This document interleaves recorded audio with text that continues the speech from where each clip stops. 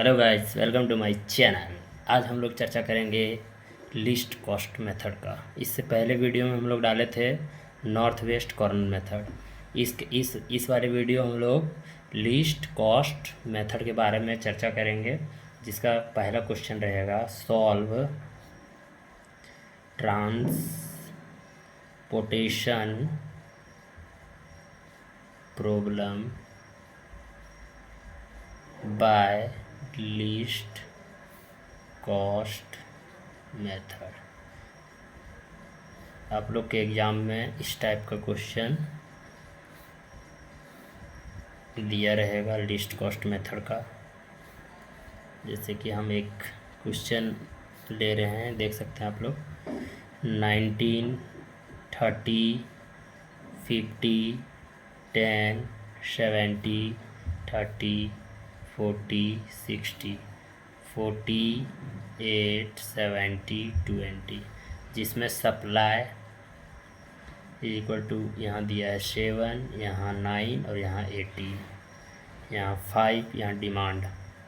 पहले का वीडियो में आप लोग जाके देख सकते हैं गाइस। पहले का वीडियो में चर्चा किया गया है डिमांड और सप्लाई के बारे में, जिसमें उसमें बताया गया बैलेंस प्रॉब्लम और अनबैलेंस ट्रांसपोर्टेशन प्रॉब्लम के बारे में भी चर्चा किया गया है। पीछे वाले वीडियो में जाके आप लोग देख सकते हैं।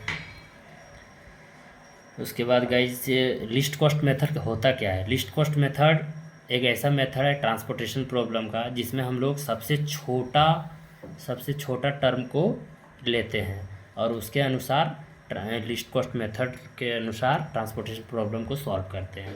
तो सबसे पहले हम लोग जानते हैं सॉल्यूशन में कि टोटल सप्लाई। सबसे पहले टोटल सप्लाई के बारे में आप लोग लिख दीजिएगा, जिसमें 7 + 9 + 18, इसको अगर जोड़ेंगे तो 34 आएगा। और demand, total demand is equal to 5 + 8 + 7 + 14, इसको जोड़ने के बाद भी 34 आ जाएगा। तो हम लोग बोल देंगे कि total supply is equal to total demand. Total supply है वो टोटल डिमांड के बराबर है। तो गिवन ट्रांसपोर्टेशन प्रॉब्लम इज क्या हो जाएगा? बैलेंस्ड हो जाएगा। और जब बैलेंस हो जाता है तो हम लोग अब मेथड लगाएंगे बाय लीस्ट कॉस्ट मेथड। इससे पहले हम लोग नॉर्थ वेस्ट कॉर्नर मेथड के बारे में चर्चा किए थे और इस बार लिस्ट कॉस्ट मेथड के बारे में चर्चा करेंगे। तो सबसे पहले हम लोग टेबल बनाएंगे और उस टेबल के अंदर जो क्वेश्चन में था उसको रिटर्न करेंगे। देख सकते हैं आप लोग, यहाँ 19, यहाँ 30, यहाँ 50, यहाँ 10, यहाँ 70, यहाँ 30, यहाँ 40, यहाँ 60, यहाँ 40, यहाँ 8, यहाँ 70 और 20, S1, S2, S3। और यहाँ से डिमांड के बारे में भी हम लोग लिख देंगे 5, 8, 7, 14। और यहाँ सप्लाई डेट इज 9, 7, 9 और 18।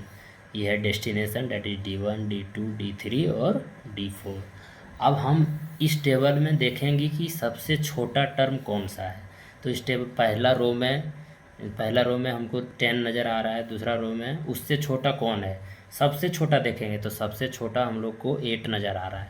तो 8 में एक टेबल बॉक्स बनाएंगे और उसके कॉलम और रो में देखेंगे कि सबसे छोटा टर्म कौन है। तो सबसे छोटा टर्म 8 है, तो 8 को इस बॉक्स में लिख देंगे तो ये 0 हो जाएगा और यहाँ बचेगा 10। तो अब कॉलम वाला में शेडेड कर देंगे, कॉलम वाला को शेडेड कर देंगे। अब फिर से इससे छोटा देखेंगे, क्योंकि लिस्ट कॉस्ट मेथड है तो लिस्ट कॉस्ट मेथड में सबसे छोटा देखा जाता है।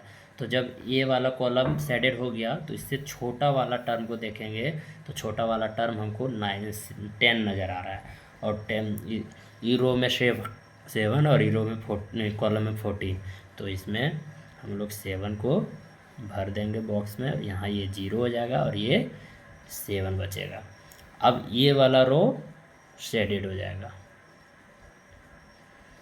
रो या कॉलम में जिस भी भाग में जीरो आएगा उस भाग को हम लोग शेडेड कर देंगे।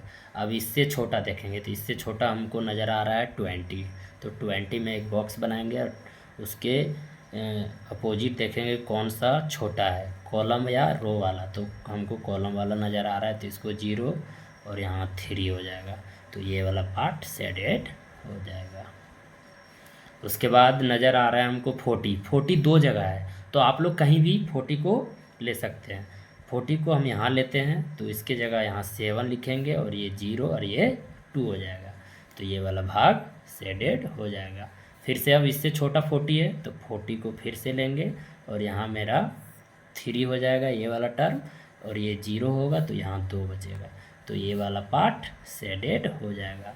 अब ये वाला भाग बचा सबसे छोटा वाला, तो सबसे छोटा इसमें हम लोग बॉक्स बना के 2 को लिखेंगे और ये 0 और ये 0, इस तरह से इसको शेडेड कर देंगे। अब देख रहे हैं कि सारे बॉक्स में हम लोग का शेडेड रीजन आ गया है, तो हम लोग इनिशियल बेसिक फिजिबल सॉल्यूशन को रिटेन करेंगे।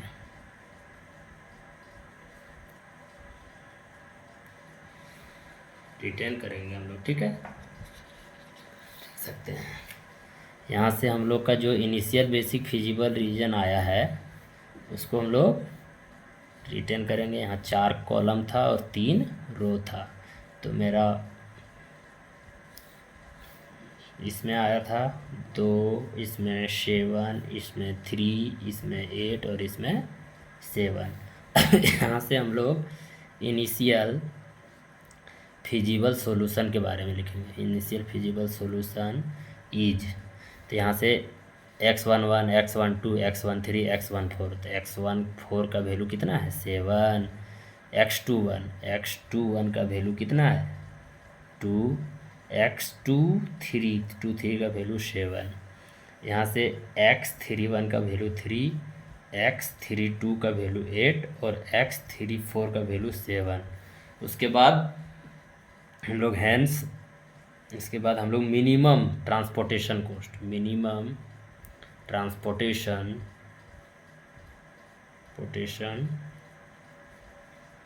कॉस्ट को लिख देंगे इज, क्या हो जाएगा सो इनिशियल बेसिक सॉल्यूशन आया सो, और पहले से जो क्वेश्चन में था वो सब दोनों को मल्टीप्लाई करेंगे। जैसे मेरा यहाँ 7 है तो 7 के साथ 10 मल्टीप्लाई था, यहाँ 2 है 2 के साथ 70 मल्टीप्लाई था, प्लस 7 है तो 7 के साथ 40 मल्टीप्लाई था, प्लस 3 है तो 3 के साथ कितना था 40 मल्टीप्लाई था, 8 है 8 के साथ 8 था और 7 के साथ 20 था।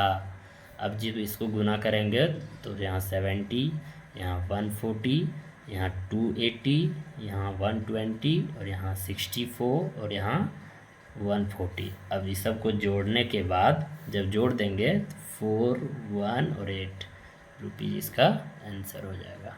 यही आप लोग का लिस्ट कॉस्ट मेथड का क्वेश्चन है। अगला वीडियो में आप लोग को हम लिस्ट कॉस्ट मेथड का दूसरा क्वेश्चन बताएंगे। आप लोग वीडियो में बने रहें, चैनल को सब्सक्राइब, शेयर और लाइक करना ना भूलें। जय हिंद, जय भारत। अगला वीडियो में मिलते हैं।